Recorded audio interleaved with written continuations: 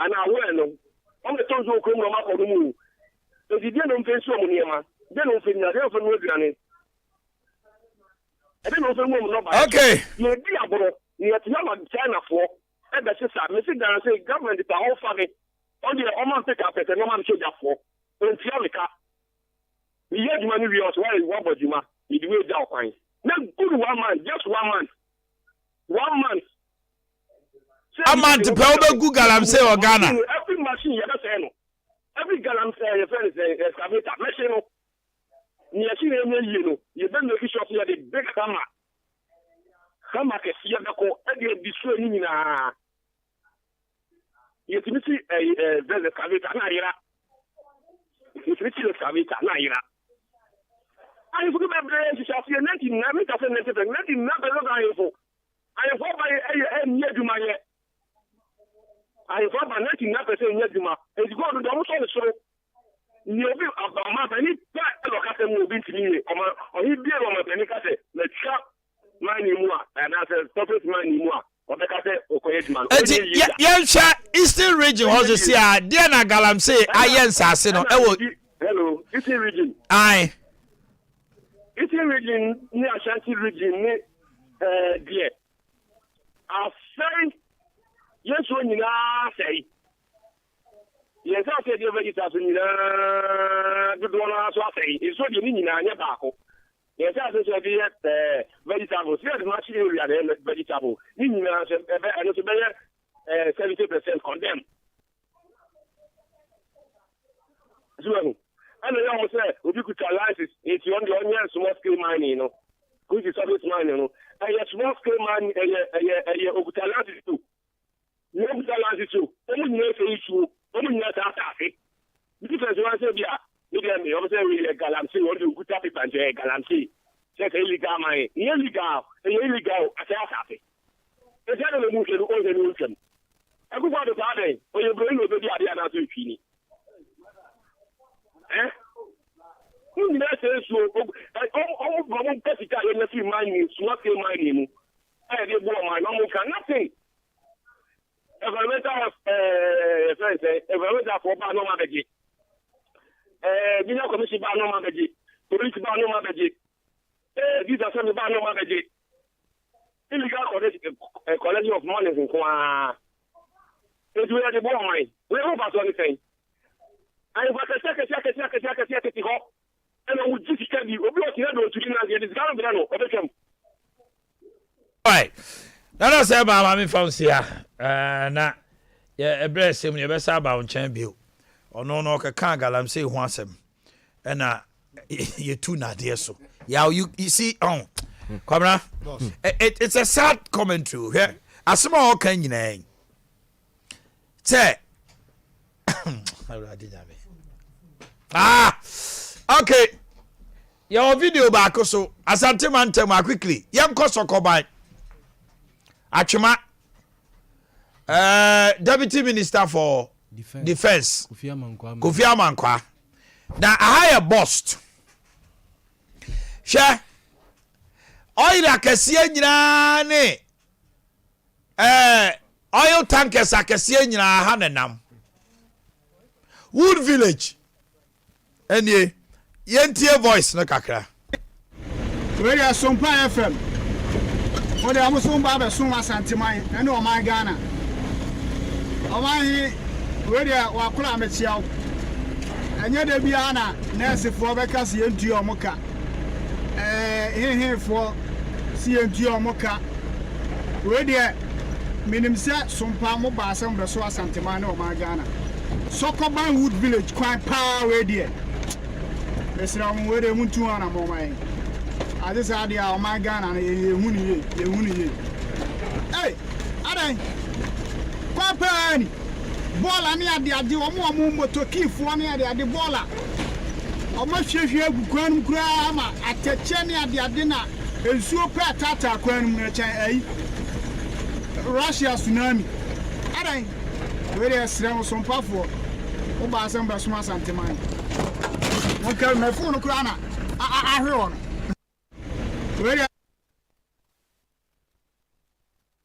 Oh my goodness. She says, "I cry the Wesso." Ghana for the other in. Hey, Ghana for the other in.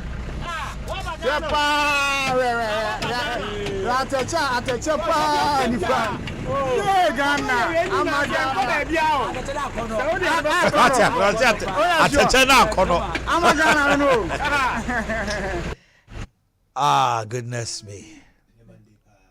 Monday mood. Yeah. You are living in crazy world. Hey. Sokoba Wood Village.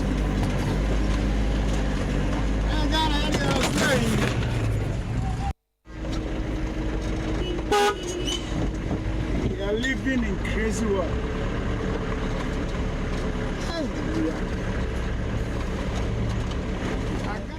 Where are Sompa FM? What are Sompa Suma Santimai and Oman Ghana? Omanhene where are Wakula Mechiao? And yet, there be Anna, Nancy for Becca's CNT or Moka. Here for CNT or Moka. Where there, Minim set some palm by some of the Soa Santimano or Margana. Sokoban Wood Village, quite power where there. Mr. Ram, where they want to on a moment. I just had the Margana and a Woonie. Hey, Adea Papa. Bola ni ade ade omo moto kifo ni ade ade bola omo hwehwe agukwan kura ama ateche ni ade ade na ensuo pe tata kwan mu echen ayi Russia tsunami adan we dey srem sompafo wo ba asem be soma santeman won ka me phone kura na ahwe on Yo mate Kafra binia I just open from I just say yeah from Yaw, me the niama be miensa na to ho. At least let's start from Yadanso. Then mom me aminua opposite me. Same I'm so adwen say Sokoban Wood Village here. Sticker constituency. And KMA. Okay. Sokoban Wood Village. But Sokoban a certain portion here atwema. But Sokoban Wood Village there a sticker. Inshaeso. Okay. And KMA. Okay. Yaw. Kwabra, yensha sem free DC. Mamintio. Ya danso. Utie. Ya danso. Akonta ya danso. Minimara efimra ye start ye local government say yete former president Kofo nete bosome frɛ ho. Yeah, former president Kofo. Bosome frɛ ho omo moti wo no mo emwa yen. Omo DC so mo nya omo na amwa wo mo. Omo nyina do bebe bia. Can say was it at Amel's time na one man bi no wo ho. Ono so ka na asem a chika obetu di ama wo no. Mi refi papa ne din. Oye yadansu suye bia eno de bedi DC wo no. Na yadansu so aba beto aso. Yadansu. Utumi ka che na nanom say omuntuma muntutu. Yadansu. Asase na wudi DC wo so no. Enye wudi a o. Yewura opemso na di ama na nanom a omo ewo mpotemo no so omo hweso emfama no. Na nano ye nto no so aba. Wo yadansu ye to aba enne wo ko. Ka kire ohima se ne ntuma mu tutu. Ka kire ohima se ohima no crash or we appeals. Yes. Hey, yadansu. Na Adea yadansu. Adea de na ode aye Ronaldo. Ohima wonu ma pio no de Sanja Nanja table. Asanja Nanja ne kansa. Why Ronaldo bibiara. Sese Eti Ronaldo wonte de yadansu de ne manfo ye. Akota me hu ni say assembly members na wo bosome frɛ ho no mo na emboa. Wo de hwe so omo so no say die yo say die yo. Ayom the committee omo kokun ye. Na omo de kobubu. Mo na Na bosome frɛ mo no ade omo mako mo se mo kwa akoto ba. DC ya wo kire kwan a ye di gala. kyerɛ kwan a ɔnkɔfa China for ne mmra no no nyina nkyɛn ɔno ɔmo nkɔ percentage 50-50 na onsi ɔmo kumase yes sɛ ebi ɔba bosome frɛ ho kra na amanfo behu no a ɔno ɔmo mpɛ joint bi kumase no nsia no nyini sika ɔno de ɔmo ma hɔ obɛhwɛ bi ɛno ɔno so se ano EK amano 5% every 2 weeks we are 15,000 month be or 300 million 30,000 no wagia to maame no obedi gala na ne 5% no omo je no maame na call report na ma maame ni regional minister eti maame no only 15 na EK di ma no fan koma maame no onkana nuntum na maame ne kana nuntum ya danso a district chief executive and by this time say by the close of day na president nti ase we pamo papa we a na o ma pani wa me ati ase say galam say no onye na adwin so omo ye deprived pa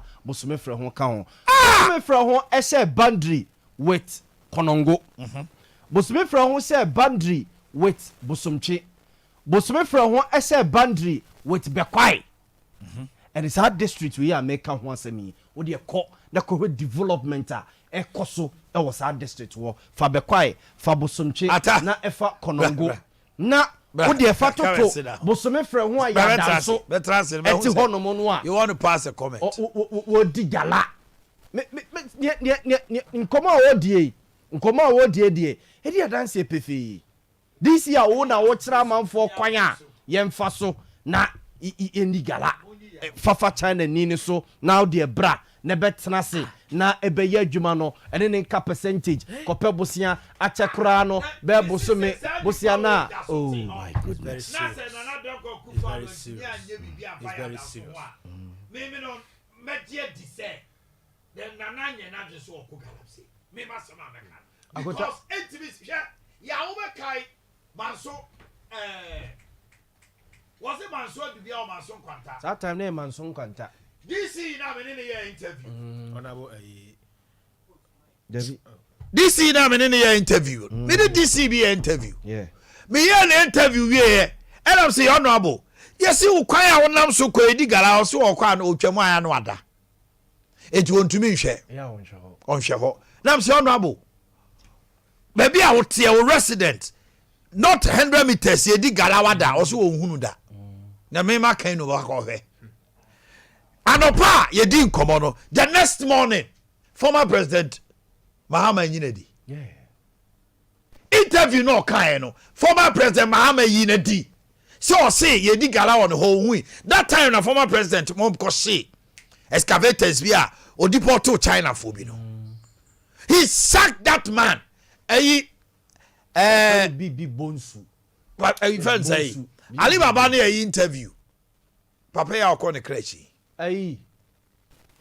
Martin Tony Nyame I no kwa na mfa gala wa Tony Nyame didi atem one lose ni job twa DC that where twa keke no kwa no one lose ni job what is this abadaya mroso ana say loyalty of extreme order e dey kwa na ya danso ye ma MPP mu ba power eti wosi wodi na nanom hema atem wo ntoma mu tutu all side way so vivid a o kire kwan a o gisika we there enye so obi o se oje 5% 15,000 every 2 weeks eti o sma na kwala se on continue on fan koma maame na o mo gisika na wa report na regional minister eti regional minister onti dissect boss ube na to galasi police for no call hodoma on them order akonta we ohun Jesus Christ o se bosome frɛ ho issue we ye fire district police commander yes district police commander owo bosome frɛ ho o se everybody o se regional police commander efren isisia no mo go hear dio no body dino say district officer of Ohio so a fire officer so a why dio no de wo konkrase na yamuta de makoko dio yo so koko kwani dio na body dino yenkobusa no abrante efren ni Enoch no so a government appointee or government worker wo body e dey be bio evidence be bio na Jubilee House here. Also a teacher ni kura ba ku teacher ni. Ah! One na kwa sorry. Ata. Wow. What about no Musade? No, Fiadana 12 midday news. No, na Oba Penny on the Ejina Muama America buying Ghana. Wabana ABP regional minister and person in the Dinkomo. Our regional minister Ashe Bo say a kwa all no side the Tiagalam say no, and Yakoketwa Namiti Ufia. Na any Fiada. Obishia on a Thursday and a Friday or then Or the co-op open so. Inti Fiada na mimiti. Yeah. Sa Fiada na so na Minister for Lands and Natural Resources. Jinapo any abre kasase ampa. Se pesi tu galamse na sia. Brunisi yin na yem fa yensa enkosom ni empia. All hands on deck. Bia ka ho bibra na ye kwakoye adwuma no. Na all kan nyina na ya se o mampanyi be ye bi Western North 5 regional ministers ya Samon no and a DC. There are that's why he cheppy face and nobody can win the war against Galamse. O mampanyi no ni ogina na nem e wo bosume frɛ ho. Ni all can ye. We are one out of many. Yes. So need the NPO. One out of many. Chairman for ne MPs ne constituency executives the MPA. APA. Na enye akunta mai. Akunta mai ne enye chama utumi no ne Samatex. EDC ani wo Sama boy. Wanya chairman. Akota your constituency executives, your regional executives across the country. The women organizers sekro mu digala. Regional executives anko for nyina. Major concessions so mu digala. The ben say exemption in say we mu no ye to aba na ye yi. Na we dey your man panya na musini o. Regional executive only control of district security matters. To what man kwan on to me ba. Na pa say nipa o control police. Ewo bosume frɛ ho. Let's say what sorry say we free. We agina po free nkran e ba bosume frɛ ho. Asiwa.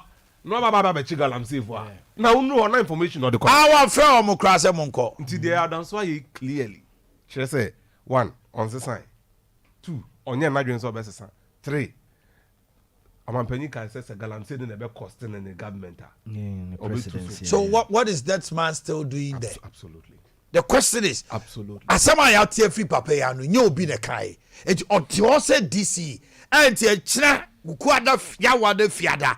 Obe set my friend who DC or Ghana ha. Akonta, I am reliably informed say Emra audio we ene nkomo we nyina kudu presidency no. Omo a dispatch a team of national security officers. Ama between Thursday, Friday, Saturday, Sunday, even a ne. Omo da so bosume frɛ ho abaton pesu so district ho no mo a omo eye adwuma presidency asomo omo so omo konkwenti me ogide wa rehemu se na waka mama koma mrafo investigations ni ade national security for no so no e kwa akoye no unze president entimi active based on sa audio we o se ada niam so ka president or catch ya down so won trase entwen me enye hwehwemu entwen no but akonta say na wo je atum say what say o say president entimi active based on social media no yawe me no ya adwene but ye wo krom ha president have acted on social media near me to drama a whole GFA president or inviting on new investigation o ma na djuma twɛn ye wa hanom na professor Mills call SEPS certain people within that day were indicted ye investigation some were brought back around any affair say Lakshmi Victoria Lakshmi it was a comment President Mane Jinajuma to home your investigation later. It was proven said the voice was Sakino. The president has the authority to do. Yeah, national youth authority. Guy I know onoma a not a TikTok guy. It was conversation. Any man in the Juma to ho. Emma one may Juma be a man. What's the name? MP for English. Why won't cry? Sylvester, I could take you over. And the president, Bibi says here, the president can tell the person, say, by dint of this thing I have heard, stay aside, stay away. Oh, hey, come on, Yahweh, see, baby. Mami Musao, okay, deputy minister for Agric. Kwetu. Yeah, investigation be answer near man in a Juma to answer. he was told to step aside. After investigation, Yamana Majuma Mubio. Yeah, we have a whole lot of precedents. But I contact Minum Yanujitum. Sir, presidency, or say you didn't come be wetchy. Or more a din como, a yen may be wetchy. Na a si possipi a pie say decision where your president a taking on. I got a president to say, or he knew. Intina, so he needs nas and any dom, no mudia sem cra, a comu beba, country beba, or munina carrier. No, Henny, at the Nadia. He can proceed on leave. Let me give you this vivid evidence clear. The late Mahama, the military officer, Major Mahama. This in your friend say. In Penny, Penny as a day. One comment, or a deputy maritime. One comment from him. Our radio so with Kwame Sefa Kaimibwa. That very day, President asked him to step aside. Why? Because the timing was wrong. Yahweh. That time I could be back. Yahweh. This is the moment that Galam say Ghana. So the timing for Yaw Danso voice is so dangerous. But I can't say opepre no honne ko kachire ya Danso say onko a ebia na onko. Eti no ama national security for no say munsi akire na ye do a say ya do ade na say the mere fact say ya Danso that so towards your investigation on hono e sem crofo bufo eti ya Danso e gianchen akota tape ne eba dabe eba weekend you. Yes. Abedia but na presidency will other information. And you know mo dispatch it. It is a temple about the twaso. It president. What evidence again? President can tell Yadansu to step aside. It yakota Yaman national security for no mako your friends Bosome. Well, you say yeka say Yadansu di ka catch na no say omuntu tutu. Yadansu kro no na assembly members ekon. Yadansu kro na yeso sorry a omadwuma. It yakunta ensamne doso. Yaman national security for no mako Bosome frɛ wo no kwan. Yadansu kro no yese contractors. Ya chana jo. There be akunta yema kwan. Chana jo. Yema kwan. Eno a na yatrata ho ama impunity. Ekoso o mamu ha. Akota menumi enu susu gitum say ya take certain political decisions bia based on politics. Yeah, this is where my affect. Maybe I define.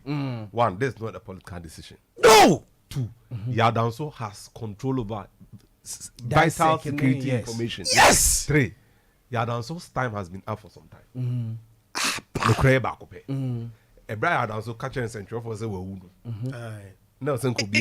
It was just too much. Even that time. To the level of impunity. I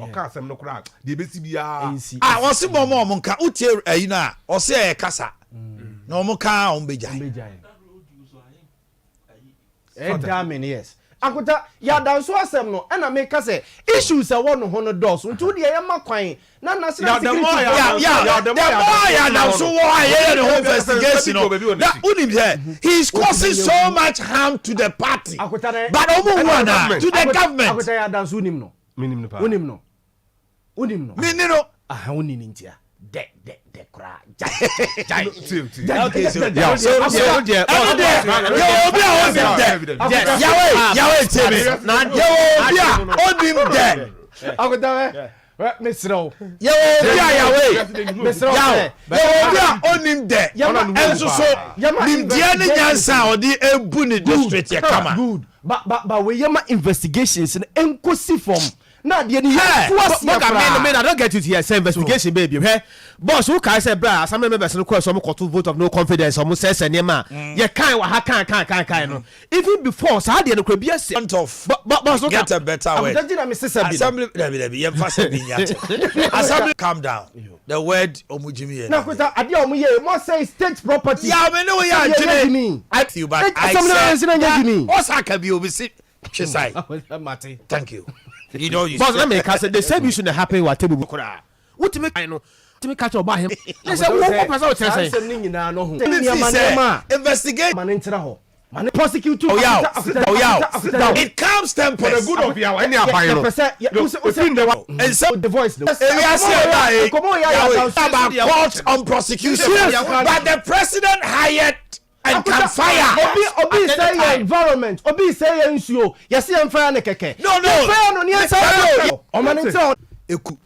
I don't so so me frɛ ho. Virtually no development. It may be gala every 2 weeks or 10% be 5 a month. So we tie na o see EK as into Okosia no Kumasi abro okọ Accra no. No agi the 15,000 no dia koma maame no a. Omo ma agi 15,000 akọ report wo mo no. Enti wono nkoje seska no 1,000 no dia koma maame no na national security food di na chi kakran. E di ni kuasem ko na wudie no. Se sa na ti ampa. Ohini akwaba. Now to say Yaw, hold on. Mami tio.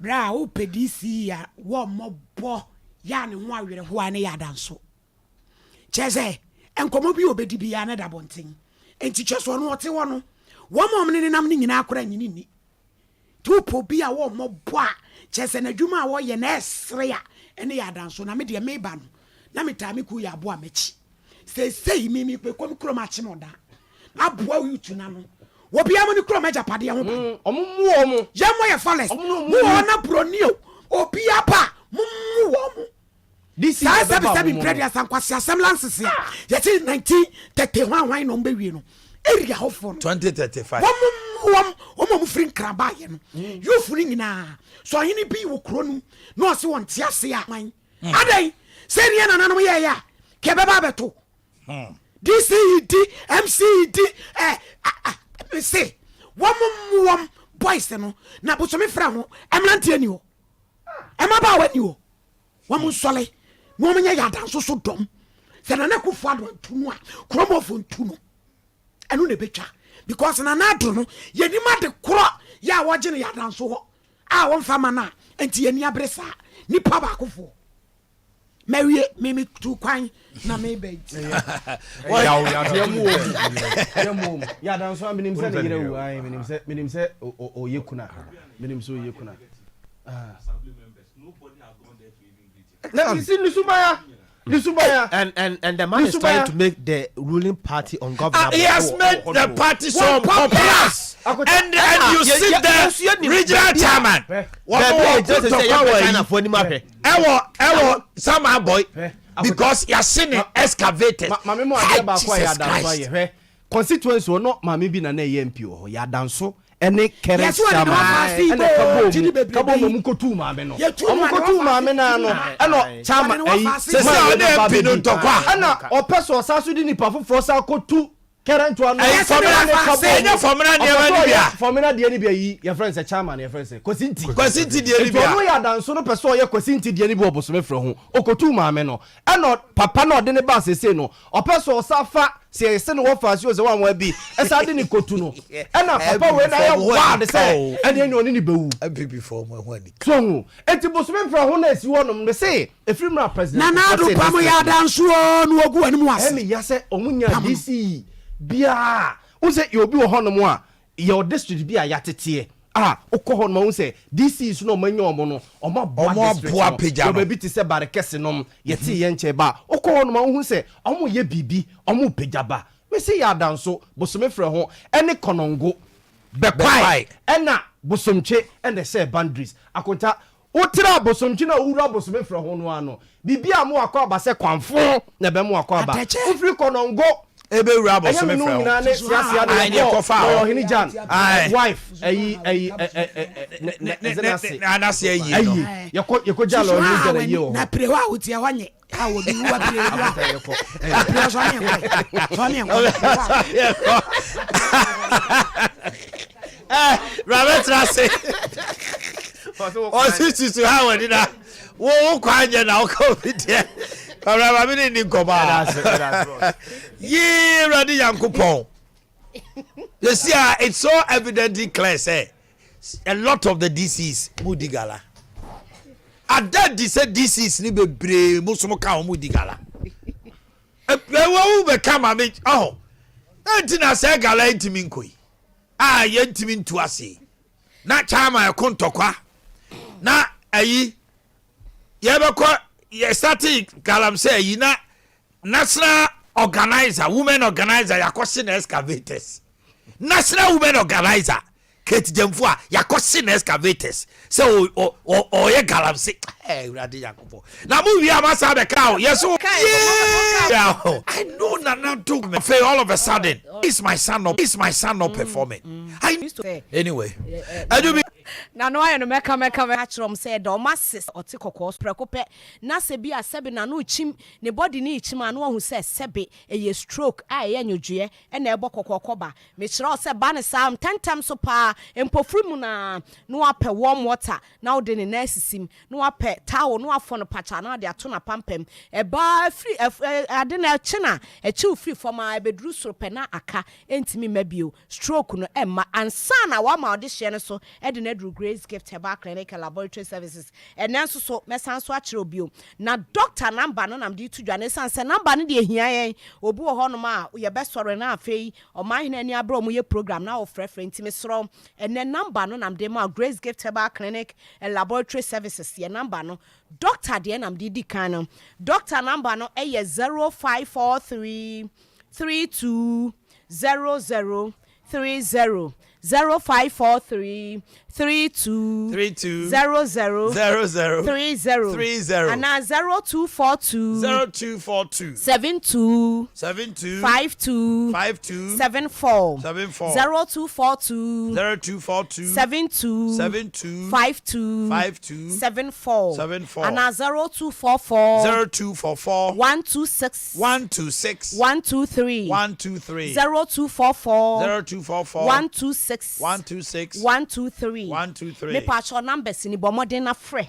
na said ya me kan last week na ye stroke and then so me sanso asisu biem okay castor plant eye adede nkruma e bra odi hie bi wo be hu se preko pɛ na no achim ananso se bia wan kasa wo hu ni se nipa na wu de hie na wu preko pɛ wa wo hu no ho se enipa we wu de enye ne natural death Omanhene wo kai se bre bi atwa mutete ho no obi timi wu a omo se ye ko bisa nananom na se ye ko hwe akire ni ahwe se ne natural death a ni nyina ya habai kro ya habai ambo din castor plant ya eya de nkrumai eno omo timi de ya sa consultation no eno ti sa odi hie bi wu se sebe na no echim eye stroke a na se sa habai bi bewa bomodin na te wunya bem enso a fetri say na no na achi a fetri sa 7 times na no na achi ano ebetene ena se ne nsa anane body ni na achi a eno so fetri sa ba bi achi bia fetri sa 7 times wodi hye na ba bi a wachi ano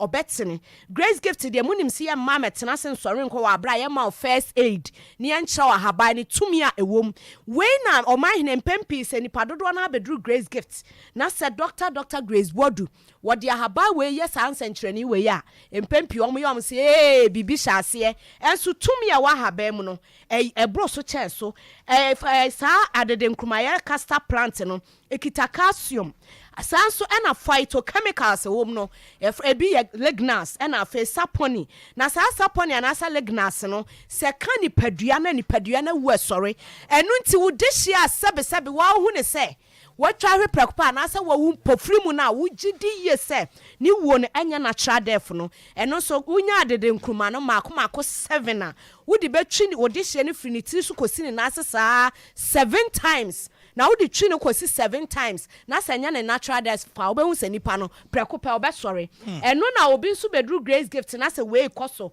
na Dr. Grace Bodu ye di twa o se watu aduro na wa kwaje maame wata kwaje we enye bibia tumi ewo ahabamu sa phytochemicals lignas ne saponi no yensentrene eboa manipadua ne de awu bia ne enyane na revive no enu ntimi dofo pa wotie me Grace Gift Herbal Clinic nkwa na abenya sa nkyerkyere we enu nti da ne da nyina ya ne ka se ewo se wunya adaje ma oni padua no so anya adaje ma oni padua yare ne de obenya adaje de ama no enti nya adaje fa ma oni padua se wotie ne se anu afa bia to botom na se wodi hie bi nso ba ne sese ne ho no edodo na bomodin tentam so fa ne bra Grace Gift Herbal Clinic and Laboratory Services esan se honko a na Dr. Grace Bodu edi nubrane habama eye nsenkyerene esa yare etu yare ase enu ntime sraw se wotie mi a Grace Gift Herbal Clinic and Laboratory Services.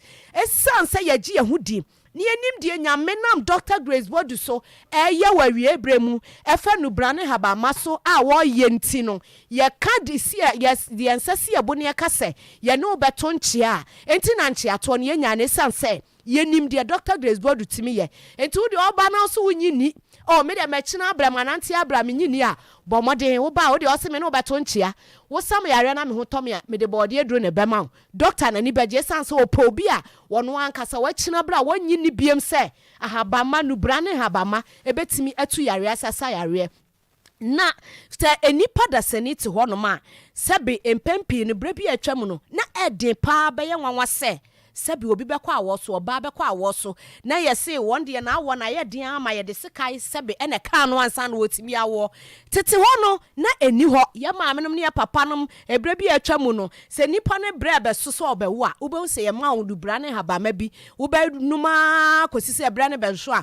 wotena se obi okra ka no na ntentem so ma afana nura ya sabia ube hu a obi timi ona wose me ba no akwahye mpaase edi entia nu bra ne habama no enu na nyame de aboye no ne abo de nyame de aboya ma ye ni padua ne se enka ni padua ne mo ni padua ne ma ni padua no apomuden sisi ni ho so enu nti sa no ma wei se wo yi firi wabra bomu a medofo pa na wo ye sa me no ma haw enu nti na se be ewura bi e wo enwuram aponche sebe abo aponche ebe ka 2 weeks ama abo na be wo a wo ye den obewe enso nya ni wura wo wi o brane etu atanye ni wura wo reda enso ne bra be so a na wa sha asese wo wi bo se bra no so ya no wawo no afa ne ho afa ne ba nso nipa dasani sadia wose ye de ho tu ni brane habama so ne ye de ye gidi na boa ye ma ne tu ya pomuden na san yare no ye hu ne saa e na abrofo de no e na chemicals full of chemicals na eku nipa wa wie bremu e no sabi obi timi no maduro na na de nsunsu aso obone ana asanso akofo half of e de abre no nsu ye hu na nsu nya no brane habama na e no de chemicals bi anim etu yare na se na yare ne kwa e ma bio e no na Dr. Grace Bodu say obi amfa ne ha umra wodi oba wunyi ne nchi ato ne de bra na de beto nchia no na woni ne to nchia ne wie na se wo ubebu afa no so a ene na chese na nya Dr. Grace Bodu na wie bremu nyame enam no so eye nsankyere no no enti mesro medofo pa otie me Grace Gift Herbal Clinic and Laboratory Services ye adwuma firi juada kwasi ada ye nwome anopa no wotwe e di kosi anwumre nonum sabre am na okasai egu adwuma so denden di a Dr. Grace Bodu atena se a wo hwe yare wo gi yare for ntimi sraw wo di hye no fa ne ko Grace Gift nko an ye di ahabai to ye ti ahabai to e bra wo di hye no stroke ontimi nya no ho hwe no ahabai ne wo so na kire se Dr. Grace Bodu de na dro ne ka wo di hye na ne ho beto no se ne ho anwo a ahabai na wo so na kire se what or juice ka bia obebo ka to agu obemo onyis ka no be ka cho say we die enye na 11 years na Dr. Grace Bodu share adwuma ase no ebin see da so obi aba na stroke ahaban na anwo so no obi aba nyame adumti wonya na yare safa ne hu enti mesro Kumasi hanum ye wo Oshim School Junction. That's right. Barakese kwaso Oshim School Junction Barakese kwaso. Udru honum a ubehu Grace Gift Herbal Clinic and Laboratory Services. Ena enkran pumpuni mantem so ye wo New Achimota Petroleum Bungalow. New Achimota Petroleum Bungalow. Ye ne Family Life International School no ena din hwe animu. Miss Roger ya number ni twatwo ansan ma sorry. 0543 32 00 30 0543 32 00 30 and 0242 72 52 74 0242 72 52 74 and 0246 518 003 0246 518 003 Grace Gift Herbal Clinic and Laboratory Services. Home of quality health care. Apomuden papa Efie. All right. Enjoy your day. You too. Enjoy your day. Omanhene Yaw your man in the morning. We continue the show from here now. Say, see, I'm in the near back wedding. Come on. I know, catch them say, lawyer. That's same you say, community mining. ɛna akɔfa problems nyina aba sisia na ɛne sɛ aban ni bie community mining na mpanimfoɔ no akɔgye community mining no tie me yo enti maburu ni bebree bu ofu sesia saa ntɔkwa ne adeɛ na hyɛ aseɛ no ɔse ɛnyɛ bibia sɛ ɛyɛ community mining na nadeda nkɔkufo ado de pepa sɛ ɔpɛsɛ now ɔmo regulate mmranteɛ no na mmranteɛ no etimi yɛ galamsey no now legalized because of community mining no ɔmo tumi yɛ dɛ ɛfa ɛkwan pa so yɛ no politicians no twɛn community na ɛwɔ no sɛ MPO sɛ DCO sɛ hwan no ɔmo bi ano wie ya wɔsɛ ɔmo tumi ɛka sɛ this part no ɛyɛ maburu a mo wɔ krom ha no yɛde ama mo sɛ mo mine no ɔmbɛhu a no na ɔmo agye atɔ ma small scalers a ɔmo wɔ sika tie bi yo lawyer eti yɛbie community mining ɛnso maburu no nyɛ adwuma nyɛ bananado adwene mu pɔ ne sɛ ɔbie community mining ama ɔmo a no ɔmo di gala no a ɔkɔtɔ amenema wuo this time around he is regulated into ongu 2 on sensuo ɔbɛyɛ no wɔ asase pɛsɛ so sɛdeɛ ɛbɛyɛ a ɔhaw ne amanneɛ mma no mpanimfoɔ no gye a sɛ ɔmo bɛtena akyɛ bi a boys 200 anaa nipa 100 deɛ ɛkɔkyekyɛ ama wɔ mo no ɔmbɛhu ana small scale man na bi de excavator ba nansi ɛsɛ man so watrɛ so ama radio so ama TV so ɔsi na ninie ɔyɛ small scale miner ɔsi na ninie o ɛmaburu no esi pampim na sojafoɔ kura dwane ɔsi soldiers dwane wɔ man so watrɛ so for your way of asma making eti sɛsɛma na boa ma mo ka no sɛ ɛyɛ du pɛmpɛn so sɛ maburu ne mranti amu okrom no ɔsɛ mo hyɛ ase bɔ mo nsa ase ho ban o because sɛ police for the soldier for ɛso ɔmo mɛbɔ ban no wɔn mo ba ɔmo kura bɛ boa ma yɛtu man ni wɔ community a saa police ni no ebi ofin kran ebi ofin asante be area bi a wo nya hɔ na awɔ eti nsuo a ɔno bɛnya bia no wo nya bi numo na sɛm a ɔka no ɛyɛ pɛpɛpɛpɛ ɔse ntɔkwa asi no ɛyi deɛ yɛ a ɛbɛyɛ ntɔkwa abɛyi sɛ community mining a yɛde ma a ɔmo so ɔmo nyɛ no ɛna ɔmo de ama obi na nipa kɔn de excavate nipa kɔn na excavator ni twɛ mu no ɔmo sɛ ne enu bɛwu ɛno ne atuo toto ebi mu kora afa ho ahwerɛ ɔmo nkwa no lawyer ma me ma ɔmrɛm ma me ntio Omanhene na mewera ho won nsɛm bi ho no ɛnɛ ka ho honestly community mining no I think say there should be new form of making community mining. It is as na individual na community mining rather any alliance yes and not the person who is going, not the concession. So okay say all lance concession and now legalize the concession in the amobia. Like you were saying, one person back in our boss. Community mining also you in fact excavate and so why are they going there with excavators? NTCC ano the chain of command of the security in respect of Galamsey all has broken down in my estimation. Nina break it down. Ministerial, interministerial, Galam stop one has broken down because it is of no effect.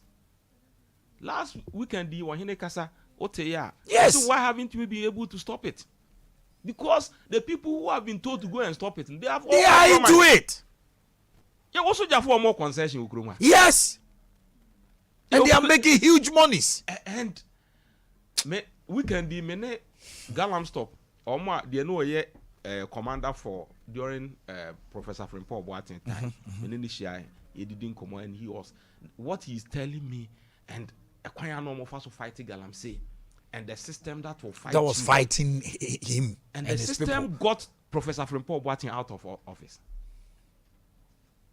Why Papa didn't in second term when Sanka second term. Se Galamsey asemu we say si miano te se of fascinating crony and year or mine yet. It is about time we eschew every political mischief around this conversation. Na young tackle the matter head on. As or mine as a nipa ye be say ye be because the very existence of ye survivor no se si na say o under threat o ensuo ni enua say na dissect district security boss ebetimi aka say ono or 5% arrangement with somebody and this person is still sitting in office doing what manso adubia your friend say bedi akome bo bedi akon enyo ono no keka say ye de gala titi wo mo anti no ye jai gala no ne nkrofo no e ma ne ho metenti we de nkonya nko be yi ne ni kakra mo ma ye kakra enyo ono a enye sa de ne keke ne e ma ye yi ni free ho a CID ne bae no yes and my CID be take over nti ono na sem no ne ya dan so de ne so grape na ya dan so audio sa yes so say wo de na sem ko Jubilee House a wo de call ya om de be share ball so to that effect ono ananum was I'm reliably informed so obi abachire Arab regional minister obi abachire I was trying to reach out to regional minister say am pass obi abe report ya dan so ama no ma me bi so agene bribe because ya dan so about regional minister di say akwa report no so I want to find out but my friend minister is not the number is busy sir. I wish I could get in touch na me what has been so special about this gentleman ya dan so enunti ama ban adwuma party no any bibia because he's been alleged say a lot of the kingpins are mining there so they are protecting him and their interest protection no it is to what end se see ya so na share omo interest so ma se see ya ka say assembly members in the Bosome Frehon district and in see eye to eye se see ya ka say the party executive 17 executive and the member of parliament omo ni see eye to eye ko obi a nananom oyire da form obi antimi mechia eti na yire ewu up to date all these stakeholders obi antimi nkonkokoche and because obi anya ready nananom wedi wo mo atem enso so ni see eye to eye so all these stakeholders ebo ama party adwuma ene etimi form government ene aban dimu obi an ni see eye to eye edin pa na so special about this municipal chief executive a district chief executive am order ho office because I remember last term say president kachire MCs any party executive say so MC na any party executive nya problem or no he cannot fire the party executives but obetimi afire wo na wodo aba no it mu making sure so mo no better in harmony and this has never been at the Bosome Frehon. I'm equally a presiding member. We've gone for meetings. The name the course will be a dear pan is so special by a dance or that office. And I said the year who need the president in TB. Now the president in TB the immediate boss a regional minister no. Their report no dem president fire dance on. What is happening? That you are making the business of the government and the party so difficult. Nipa ba kunti. Na Bosome Frehon for na to about thousands na to aba no. Say ya dance so try office. Take it from me. Ya dance so try office to 2024. The votes that MPP get from Bosome Frehon it will be yebenya 1/3 of that. Say ni yenya 60 a year yenya 6,000 votes are 2,000.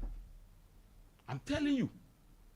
The opposition party cry no I'm telling a strong candidate but one way cry no an independent candidate SMDP wa Ghana eti party na nkasa no any structures are people who undermine the party strength so much no ye betimi party ni betimi recommend say nipa we and I'm reliably informed say the executives omo Bosome Frehon say have written against ya dance or pen and because or say so why is it that there's no action and that I will be a struggle to understand because say ya dance betimi atena office with this impunity because me nim say bediako the same packet to be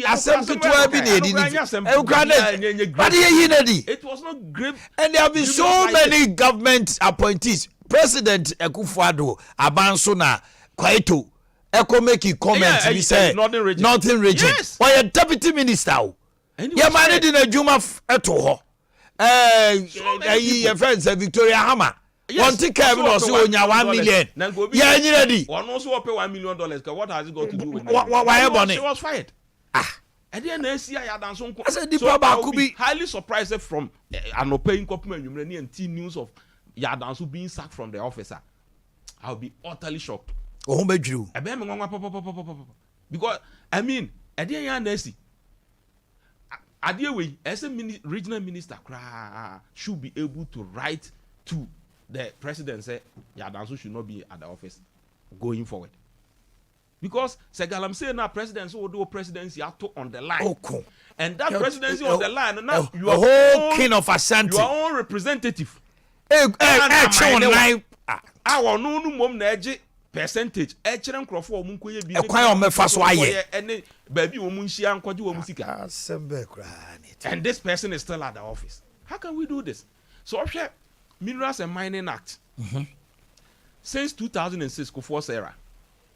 Now, as it was, you know, said at the time, now it gives room for limited definition for illegal mining. There was no provision as to so be a foreigner unless we be a that is it. There was no provisions as to now sanction regime at the time also 3,000 penalty units and 5 years maximum sentence. It was not deterring enough. And candy panel yes. Because of Sika. Galam say anyway, $5 million now me go 5 years to hell with your 5 years. My boss is here. 5 years me so it was not deterrent enough. And it is at 703 no na emoha during school force regime. So in 2015 and Act 900 ebaya omu emia regime num kakra. Nana enokra no said the omumia mu no na enshema loopholes bebre sa wom a whole lacuna especially ye kofa ye che excavator enya ne den who in whose custody should we entrust those machines in this hand money na a bit murky. So in 2019 there came in existence Act 995 very strong actor. Loopholes even those who facilitate the facilitate so we assemblyman we executive na say e ba say wo ka ho the meaning of the facilitation could be say una dey excavator high omo una dey low bed fire excavator no ko una wo kwakire omo concession ba bi omo nya adwuma no una wo akire a ebi a wo tete ahwe say police ba na bibi all this. Now, sanction regime, no, it ranges from 10,000 penalty units to 15,000 penalty units. And the punishment for jail sentence, no, is 15 years minimum, 25 years maximum. So, if you look at the trajectory of the Act, no, Minerals and Mining Act, now, the history is that from Kufuor's administration, he realized that something must be done about it. So, Professor Mills time 2015 also share who say bibi 2015 Mahama His Excellency a time on also I who bibi just say what it tells us and they say sadie we yempe say o man enti yemfa kwa bi ne mo ho bra na se yatimi aye we nyina ahyehye ahwe ne ma na yakone ache enkura bi e wo site ho na omo ye ganam say who brought them there, who owns that concession facilitator no ye na free. Whose excavator are they using? Because how to synchropho be ye galam say no mu use orthodox means, you know, axe and picks near the fine. But excavator and kwala and I'm no pana musa say 15 billion no akwala na ogina ho na wache no. Na excavator 15 billion no ye wo kimpins bi a ebi wo 100 ebi wo 50. How mo dey renting? It is our facilitators no say ye che excavator na. Where are the owners? In my understanding of the Act 995 of the Minerals and Mining Act, no, the owner of that excavator must also be pursued. Must be equally brought to book. Because unim say facilitating an illegal business, unim say Juma we ya et say meditu amu bi son called armed robbery. Yes, I might the gun might have been licensed a bit me a Ghana a year legal any bibia but the act how the koye no me will be some van koye armed robbery let's say chi nipa no so akoye armed robbery o se my license let's say gun no ye who say wo dia no aba say my license no then we leave the gun owner off the hook. Near the How is it possible? How is it possible? Enti nipa na or no and then the machines, those people who are facilitating, those people who are giving the license, and even those who are giving licenses to the forest reserve, what do we do to them? Now forest what gun nyina I think depleted. Yeah twegu. Hey enti nipa tema Without sika obenya na yabo di na auto cars na osisi adan no. What end? What the end? Enti enchirimangu. You are we any genocide difference anymore. Ana yes o. That is the point. This is genocide. Because now you see an sign na mercury what system mu. Enuane ayedua vegetables and wo my home fear be me and European Union say mama have to December. Yes, if we are not able to rectify it because they have detected this. And imagine we lose cocoa. Na cocoa mpo eno no edua o na pod no na ye kwa kope etimi afasra ko gem na ensu a onom ne direct ne banchia ne vegetable untosi awatete ewofu. Any dosopo ni segum. So we are going to encounter 5-year-old boy yes when you cancer. Yes. And your stroke. Ya dia to asete na kwalanke to na ewuo. This is genocide act. And until na me feel said the framers of the act no my punishment is so severe. So severe because armed robbery punishment is 25 years. And if engaging in galamsey is 25 years. It means security. How much say it is a because destroying our water bodies and they have described all that in the act. Say describe the water bodies, the water course, the banks of the river, and all that have been described in the act. Say any area within that jurisdiction, mining, it doesn't matter whether you have been licensed or not. You'll be dealt with according to the law. A DNT and as halfway we look helplessly as if say we cannot do anything about the galamsey. Say as the problem we are going to encounter is that we are going to have clashes within the communities. Yes, because you see, I know na a security threat kesio. Security threat. Watrasu de ya minu fair okay. O si community ni nyina obi border rule say. Yes. Obi pese community mining na e dey ama omo so omo ba ye no. Omo hu say obi de excavator ba besiako because community mining use excavator. That's the point. You don't use and boys yes military na small cause yaw manini military ni police dwane because the boys were ready to die. Now if we are now if you said now no the communities are going to rise up to the occasion. We are going to die anyway. Now you referee the story of the leopard. Say if we stay we die. We are going to so die. Let's go and die. Find something to eat and die. That is what is happening to happen. Said Kamabune, Chroma say Adea we so long time and no baby. Because so what now people are calling for constitutional review.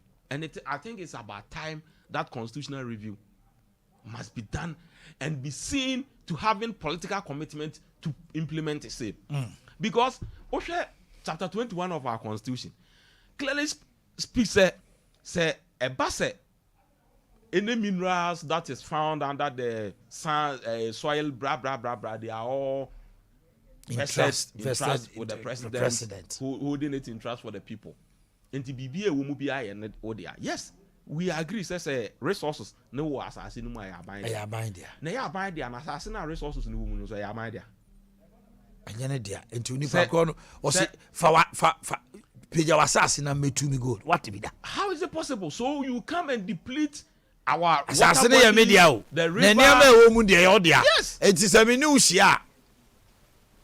So there should be proper mechanism to make sure say at the end of the day no sa enipa na wo ba be tu wo wa gudie no on say masase so much. So body mama na menko Asante Showboy ho. Minister me mo ache. Now bomb to say. All the obia babontina attributed to Yaw Danso Bosome friend ho. DC. Ena kase mu no kase maami bi a omo ma no adwuma se nkonkoye na wo ma no 15,000 wa be report to ono amaw ama jisi akra no one wanya asem a wato nsa afre no wada wo ma ne ebese ehu se nokure wom bisa se obi abe catch about sika bi a waje no wo galamsey small scale money ho Omanhene honorable that tip no we mo men kasa until the investigation ama men who say dance men kasa say we are aware amount for obi koye voice over say me need the say the truth what I'm so what and the back on mo che no a wo see no yes he say ya chief ya back one quarter reminding for 2 weeks or better back on the 6th let's say on the 6th momra when na mo quarter did you want me to do ni o so ni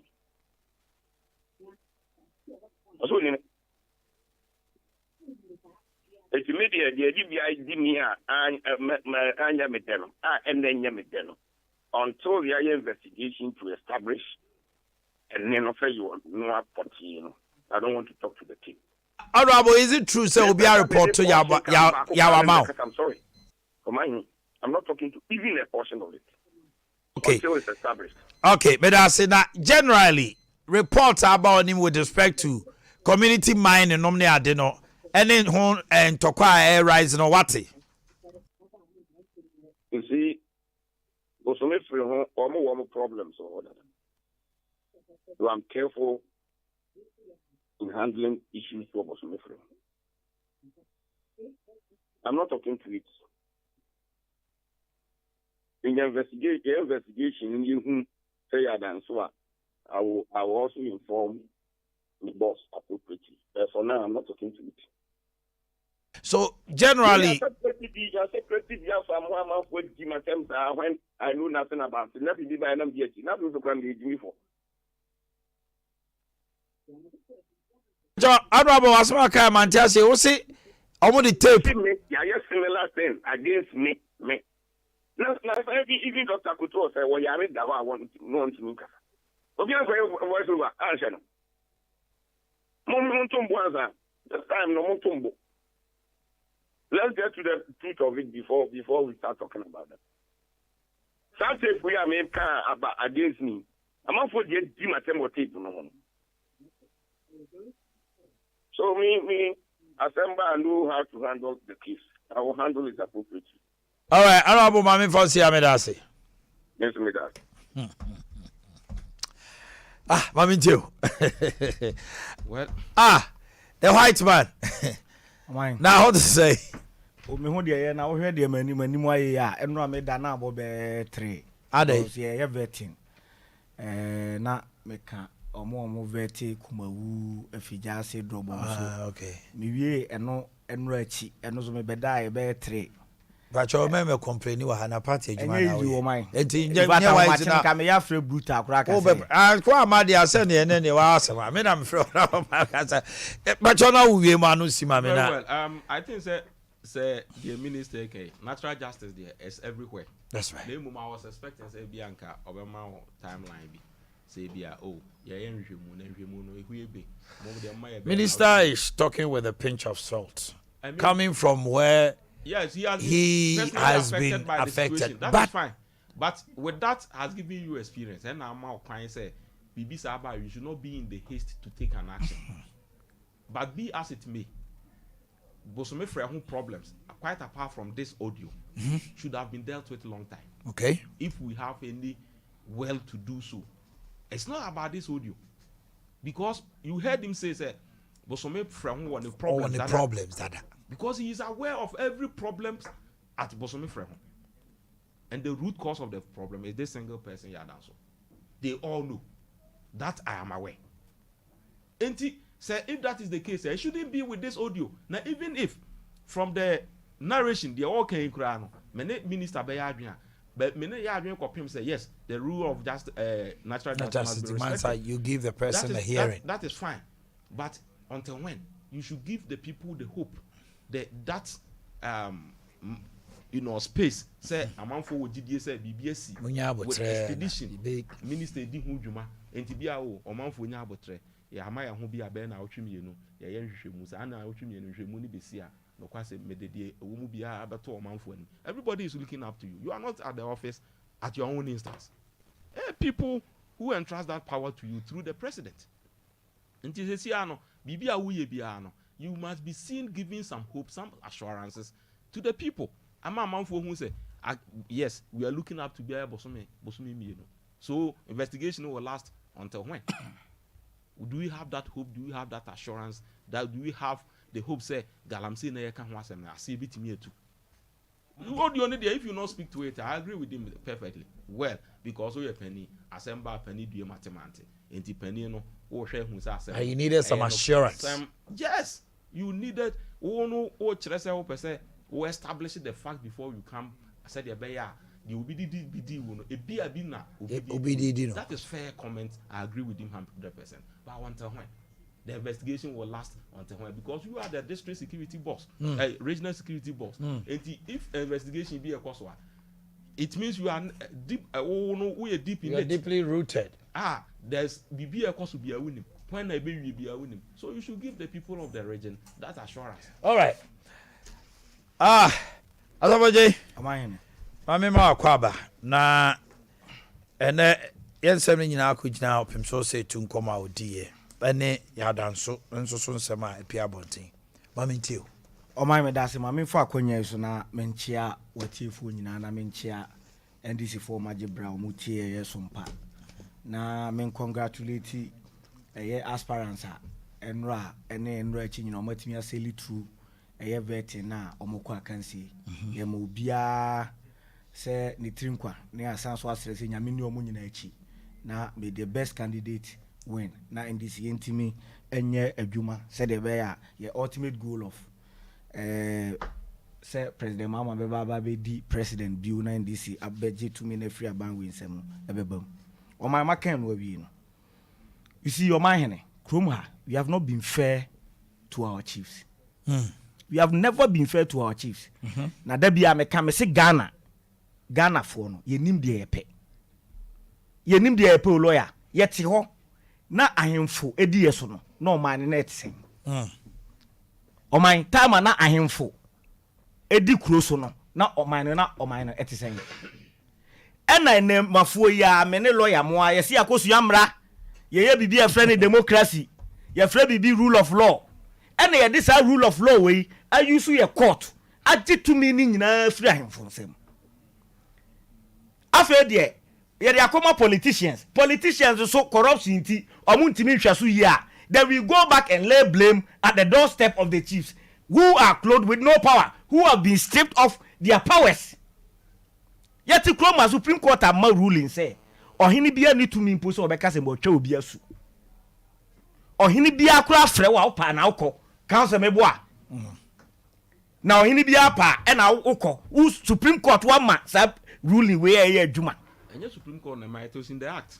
So what you say na say me kura dey na say na mte banishing one no Supreme Court the ruling what you say uwie ya to ohini pa e frɛ Omanhene na opa na ukɔ so okase jagalam say so a o to me is opa na ojai. Exactly the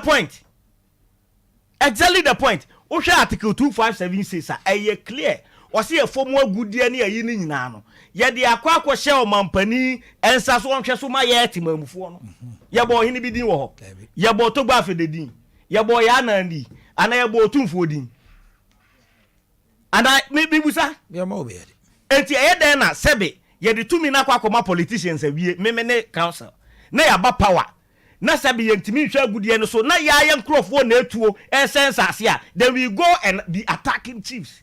So omo na eka ho no mo hwe omo ka ho se sen if you have evidence say ohini bi ya galamsey that is a separate matter yini pie ni enka ho what you say ba untimi nkoka say ohini bi na ama ensase ni say because ohini na sase no kura ubusa senior obeka kire say ye discover say agudie mpo wo mu a ekodi abansem compensation na abeje meboa enya wo de abio ahimfie na mali ayi concession and in fact o hwe EPA Minerals Commission forestry commission chain na ye de be grant wa yi ni nyina akopem so be mine no omo ye part of the process. Yeah. And in fact o hwe act ni mu apart from so be ma license no or some a supervisory role to check that you are operating within the terms and agreements. And they don't do it. Good. And if they renege on their responsibilities, why then do you turn around and go and blame Omanhene? The person clothed with the power. Our man license say be Omanhene OTA. Most start say more democracy fidie. Inciting to kwani Adea. NCF close mu down. Straight away. Does it mean say man kwaje license? Yeah, Jay. But by na say NCF close to bebre down. Exactly the point. Even on payment of certain license fee. What you say? Just what I said, sir. It is a crowd who close to the down. It is a wakwaje license with Minerals Commission crowd now kita concession. And say utimi ya de enya automatic say enya eternal. What you say? Ye agreement ne no ma ewo mu a e wo say wudi so enti obi koye galamsey na achina o say am wo license ubetimi a wo license so na galamsey na wo ye.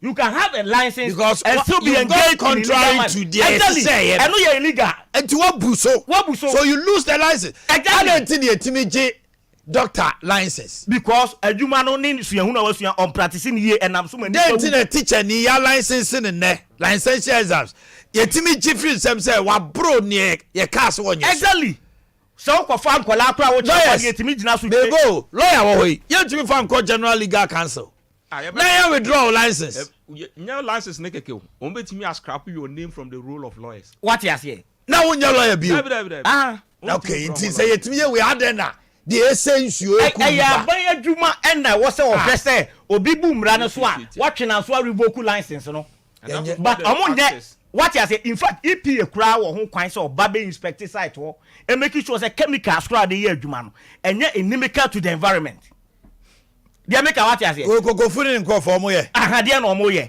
oh etimi adamete so obi me pese me body no e blame yewura eya me yapa na manya kwanya pass me blast no. Because how can you be inciting people against chiefs when they have no power? If the president and now say ye Ghana for MPP, NDC, whatever PP, we have come to the realization say I am for no adwini nyansa bi akomet mi aboa me ye de atechire o man no and na ya free omo nsem a amoa ye ya. The president can just go to parliament, pass an executive instrument. Now what the power kakra bi ama for no in the fight against galamsey like for the next 5 years. Yeah. Say, they said they COVID by yes, they said they COVID by ya or pass executive instrument or say mra they fight COVID. On pass executive instrument, on clothing and for no any stakeholders no with some powers. Na ya hwe some be ya no munye. Who born dog say ya EI. Na ya otum for power. Say onu kra timiti task force they say illegal mining in asase so NC. Na Sante region mine na so okase ye na kra ye da. Who born dog na man task force achiwa who born dog but right now no what you say right now no sa to me ni ho na say o che hene ko che galams task force bi say omo twetwa nua no o cheche omo ode omo ka akosi na okọ akra esibunsu junction. I condemn him because constitutionally oni sa to me no dia make what you say etie nyina condemn ya ma sa task force no ene wagu no dia make what and nyase condemnation was wrong and ampampa mranum no ontimi nten ono an private task force by man to me a ya man to me dia obetima ya say adwuma na no no ti kwon why yes enti na make say Ghana for no ase ye nim dia ye pe na on the minister response no you see honorable Simon Semensa onya abotre ba bi ote no ye ne de na kotena ho okasa ne buso dodo any sika na editua neka omna bonti issue statement say onye akatua bi what kind of arrogance is this? Say I will not talk about it. You won't talk about it. Obi say ya dey bribe ena o say o dey asem na beto wanim. It is out there. Respond to the issue and question obi aba wanim. O say you not talk about it. O say voice no just what say papa no there until so better say Yaw. Oh and so voice, no? I can conclude because this is for no they report early to the regional minister and that Yaw down so and someone or ye kroma and your papa sabi yen sem phone yen then or start a whole chief executive Utimi ye interview. Yes, ye hwehwe wa ye hu a. Was it mawu?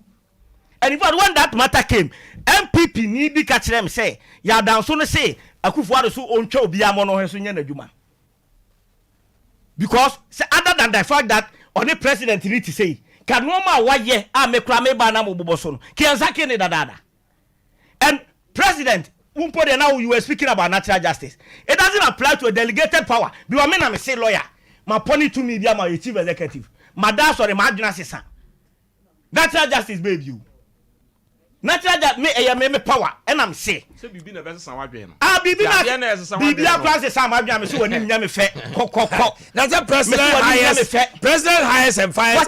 Yes, the laws of Ghana does not give anything to president to explain to Ghana for the true, but the action must be born out of something. Why? Okay, legally, President Mao. We are deputy minister.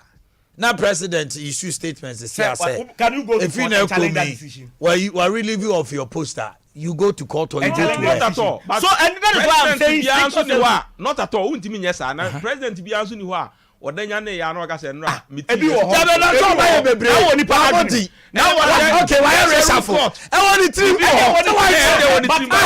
but legally he's not obliged. It's not obliged to explain to any Ghanaian. That is true. And nothing America say. The occasions are action. Who they be say what now by 4 hour boy round man penny adwin. Man penny point to obi a. Say who no bibi wo mu ansa no.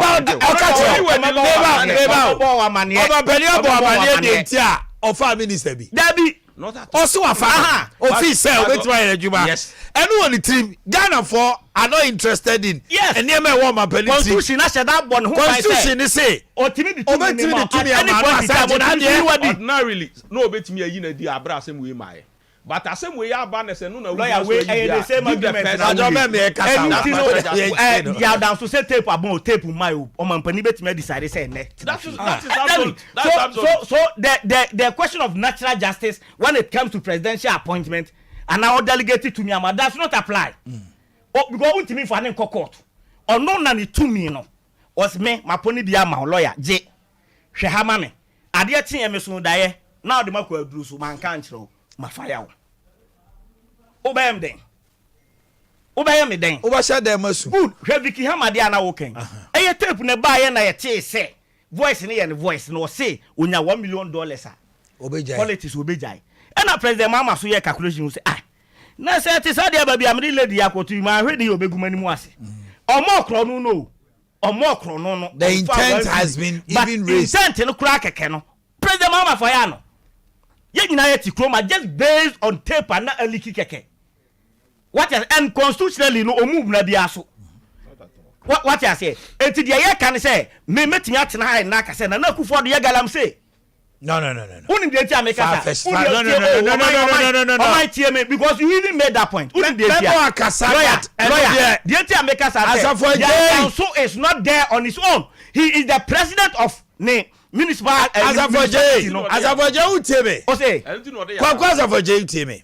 you can make that statement yet they are president din say o say party here sika ne ade yante Professor Frimpong Boakye dia ya John Boadu mu nyina din ba mu yante obi timi be deny yet kroma na nas investigation yet Charles Bisu mu nyina so o mu gisika and untumi akola mu nyina so o mu gisika e ko si sen yet kromu ha 500 excavators ayira na low bed be corner excavators so small boy be a whole professor otimi heart transplant now small boy need to say hwehwehwe Frimpong Boakye na ekọ no point to excavator what me gu obi otu akoma furia e de akoma besa wagu nanimu ase men na obi hu excavator na Frimpong Boakye di abali say dear friend what you say na Omanhene mama kema say lawyer wakasa bebre won na hwe Omanhene hwe de na no esi wo Eastern region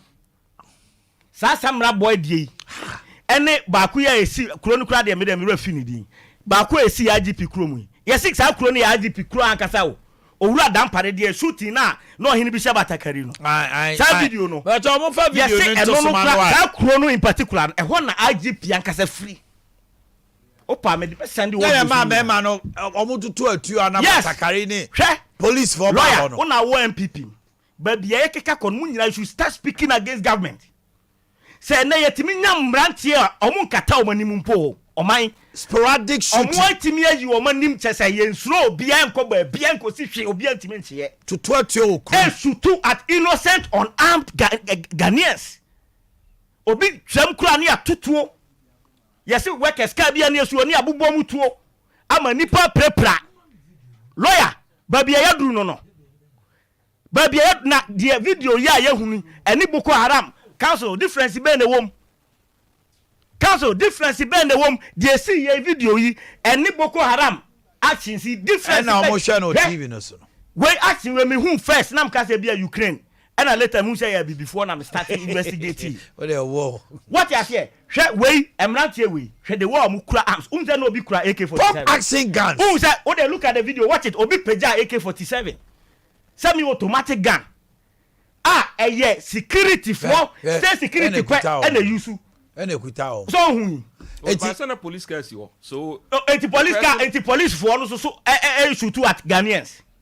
That makes them a police for the buy that makes them matter worse. But council, the person now no kita AK-47 in your police in. The whole issue they say, how would I know? But the person was there were no police matter worse. So police are there. Police for no were called in later. Omoba now we move Janiko. Look at the gun. Aye. Look at the gun. Omoba no ma Janiko. Oma to 20 chromon call. Are you telling me say? The whole issue they say. Community mining, I say omo no. And omo ton community mining, I'm a small scale miner. Community mining is supposed to be given to the young men in the community. 8 years excavators. And omo ton politicians in Pennyfono eton the man small scale miners.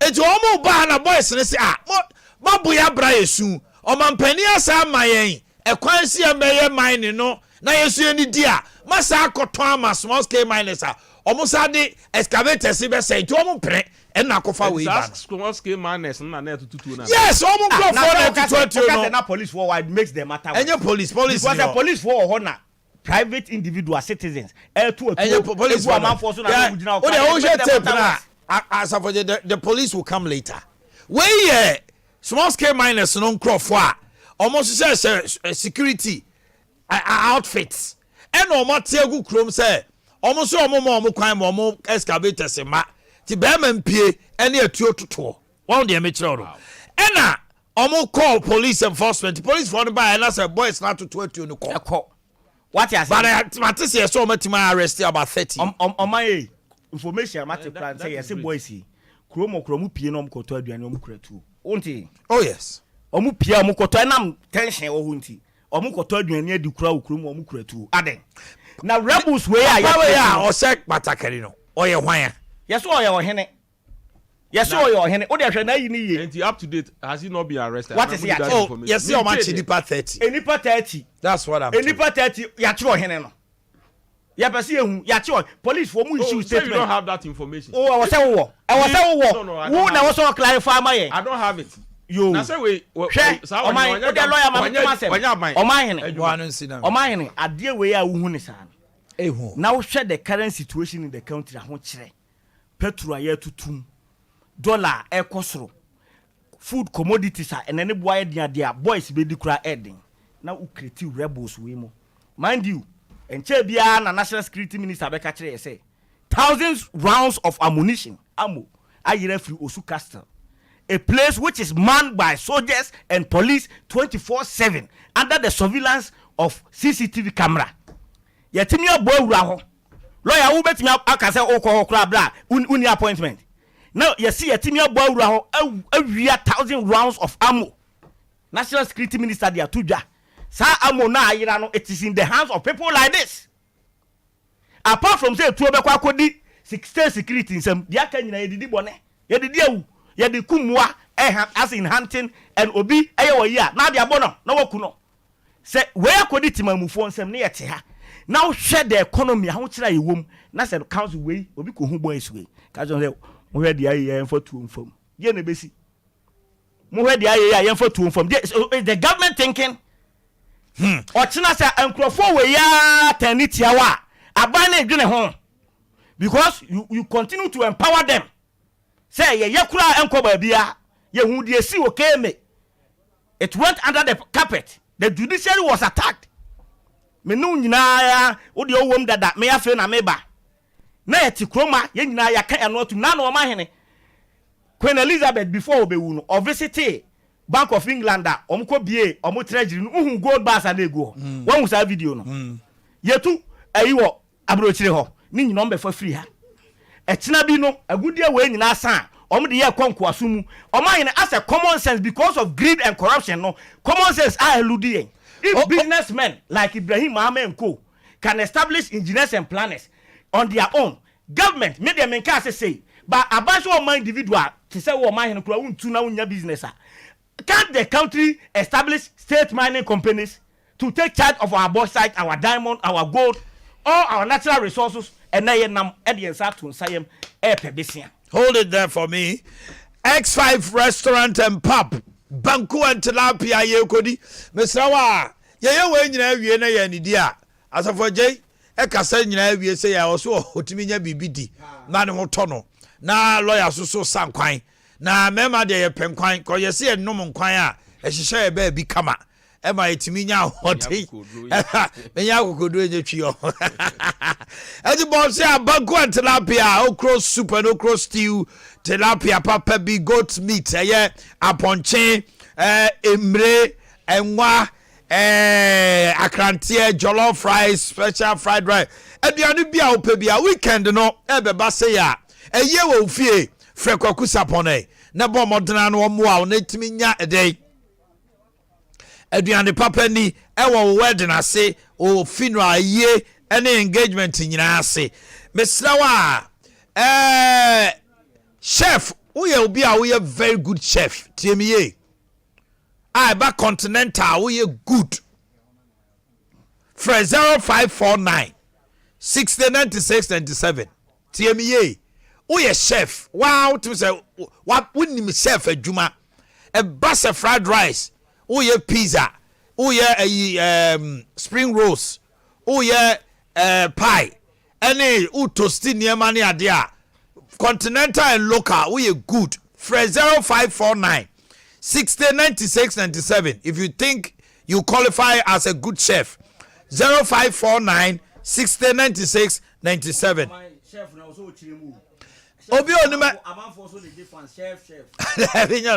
we are chef on median no apa bombardina na to salama Grace Gift Herbal Clinic and Laboratory Services multi adjudicating stroke diabetes hypertension typhoid fever ulcer prostate cancer penis enlargement vagina steaming infertility ni nyina da fe Obapa Grace Bodu 0543 320030 0543 320030 Oshim School Junction Ebuakwakofodia Gao Filling Station and Achimota Petroleum Banglo ye Ben Family Life International School One Family Clinic Pain Experts ye obetima denya sorry na we chiri ya wo ya de obeya ne so akofa paracetamol ana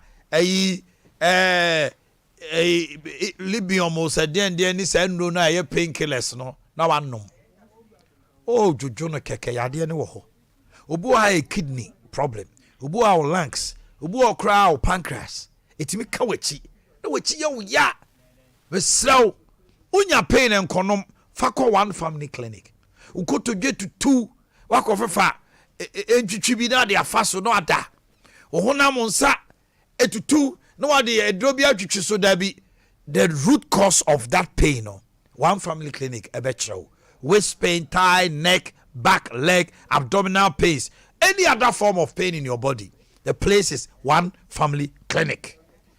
Exclusive herbal treatment, no chemical. Your mouth massage, child physiotherapy, excellent.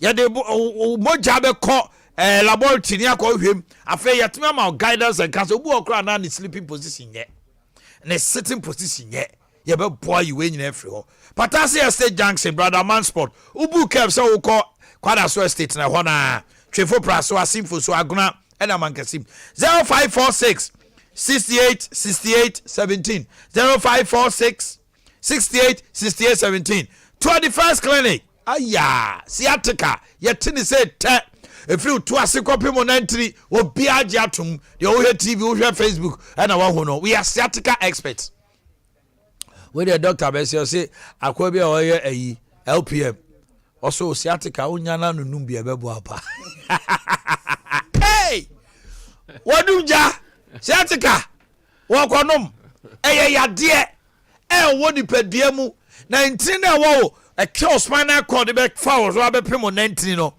ho touch ma nerve beya wo ya papa untumi na ho untumi sore untumi ntra wonante kakra na wo nan eno ne friend sciatica so anya duro yade na 21st clinic na ya twetwemu efie num nsia nsuni a omakwada mu omo de bibidro kaw ya ma massage ya dio lab ne ya sa ne ma ne nyina wi a wo na wo sene no free call center 0540 311311 0540 311311 lawyer you obey 3 minutes to mami tio I remember obi a one and half near wrap up we dey me de mrega kra de me de chia ye na na sesi a to so me no mamponten hene. Oh, okay. Na ya da Euro Canada Japan komprekon. Yeah, Canada Japan I'm told so about ho. Oba ho. Yes, na easy. One na be di nkomo kakra efie nkomo na omo kasa no mu na na sre ne se wo hwe mikrom ha esum ni ade.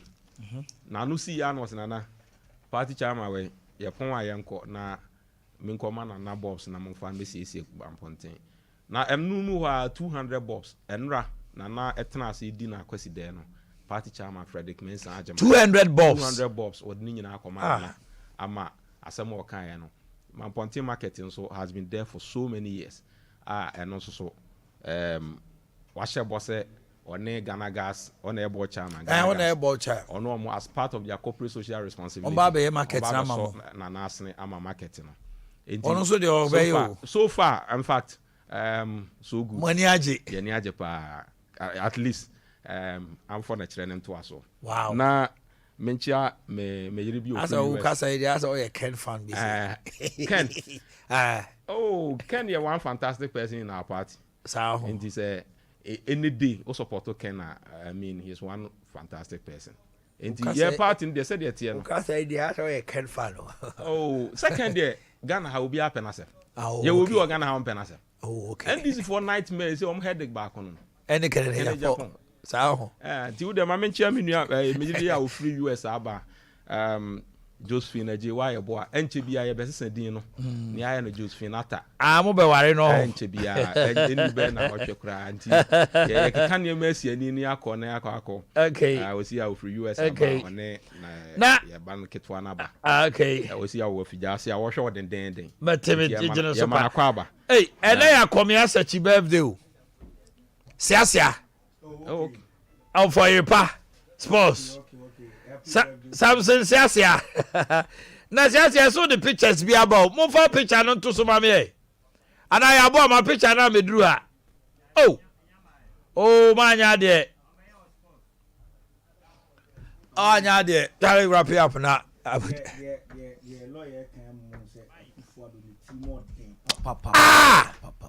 Edi asem ni a. Amama hu se nanado ni trimo din pa oboapa. Ni trimo din ode ho. Oboapa na wodi kwa brefo. Awusa. Second the Japan.